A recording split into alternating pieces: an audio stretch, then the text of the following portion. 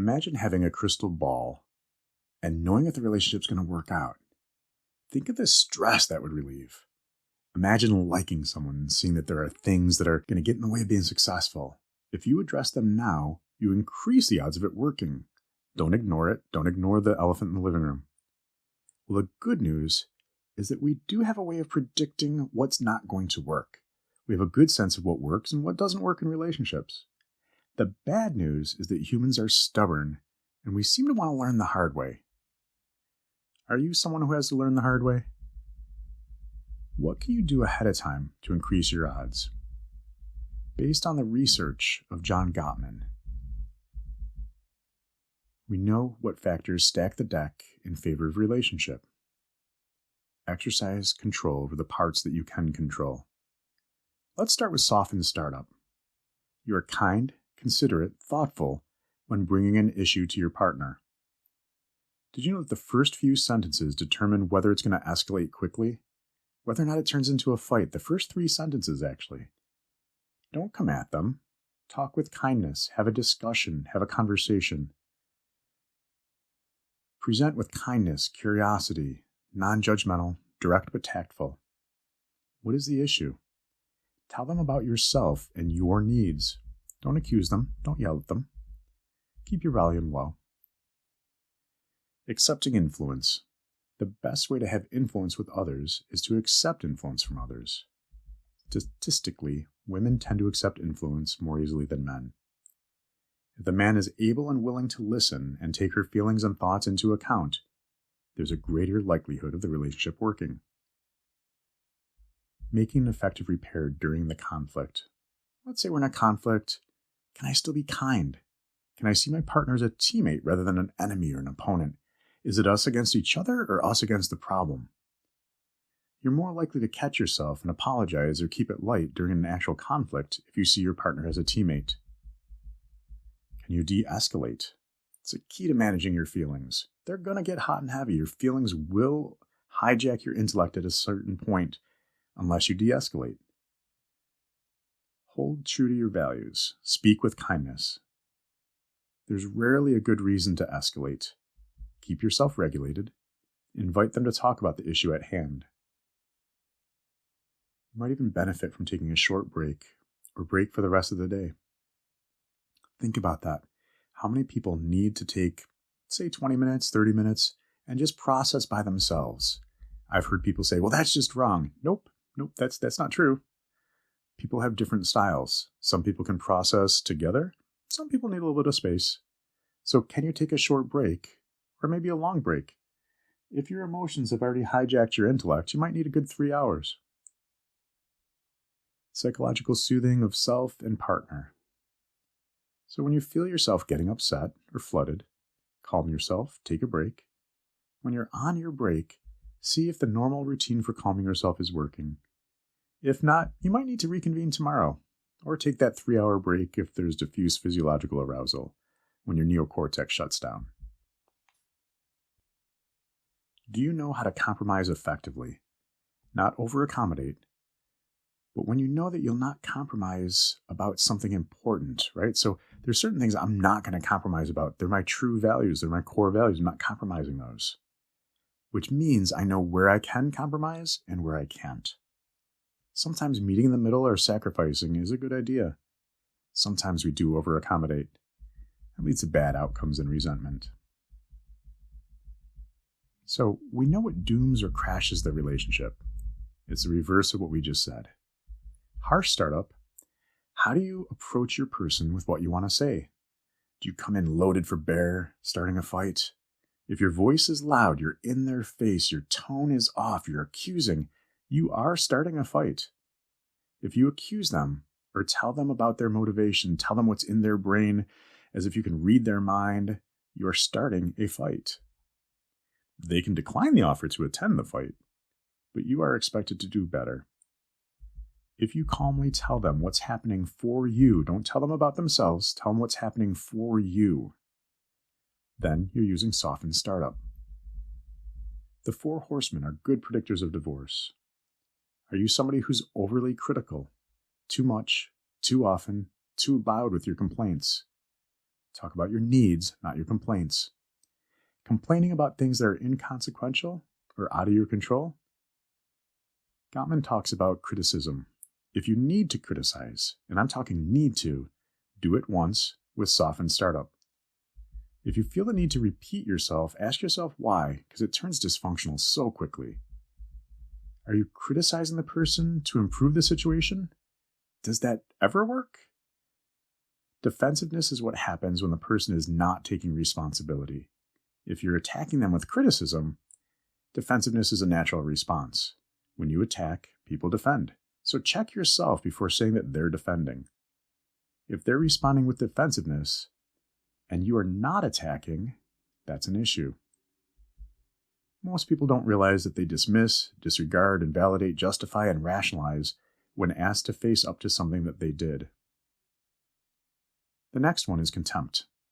I think I'm better than you and I judge you. I tell you how to live your life because I know better than you. I'm one-upping you. It's a power play. Remember when you first started dating? You were complimenting them, pointing out what was good, and now you're pointing out their flaws? Go back to the culture of appreciation and watch how things improve. The final of the 4 horsemen is getting up and leaving or shutting down. If you leave or shut down before you say the following, I'm flooded right now. I can tell I'm about to shut down. I need to leave to calm my nerves. I'll come back and initiate the conversation at that time.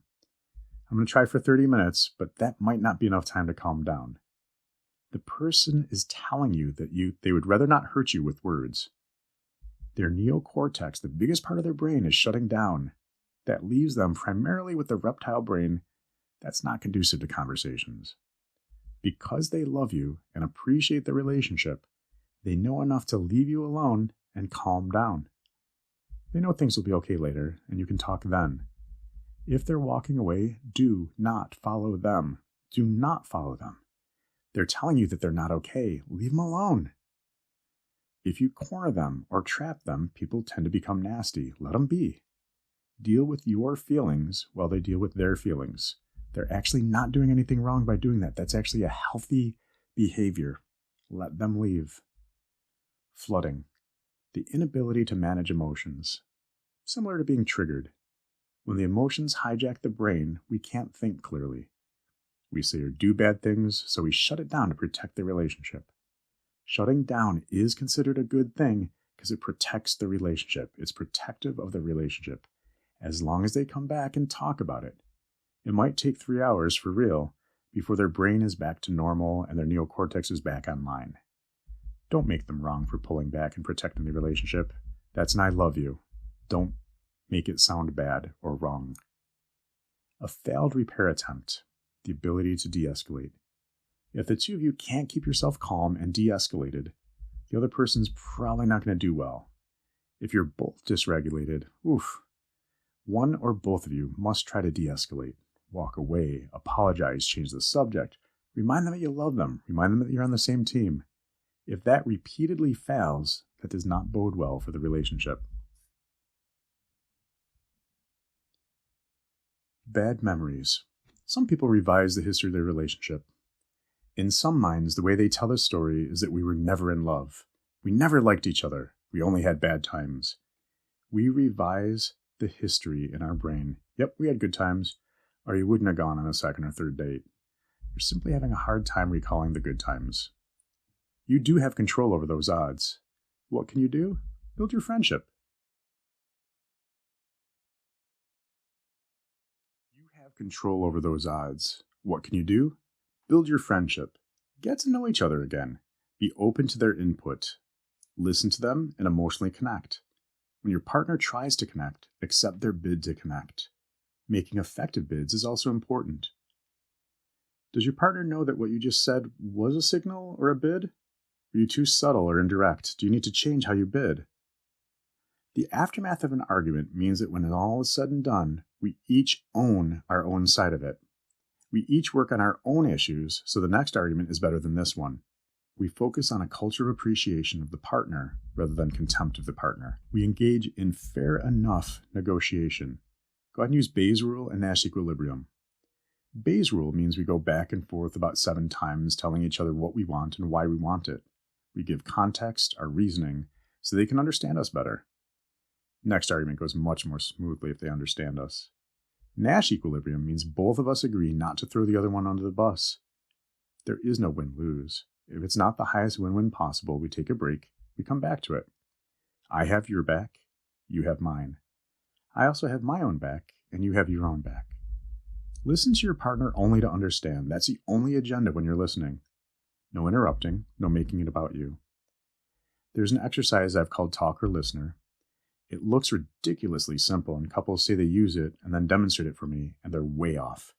So it's not as easy as it looks. You can go to my website and look up Talker and Listener. Learn it if you would like to.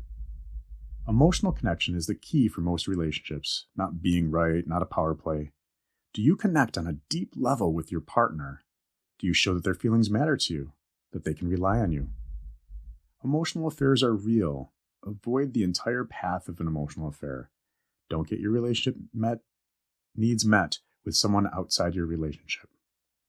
Talk about this and read the book Not Just Friends about emotional affairs. There's apparently a couple books with that same title. Be fair with the chores, money, parenting.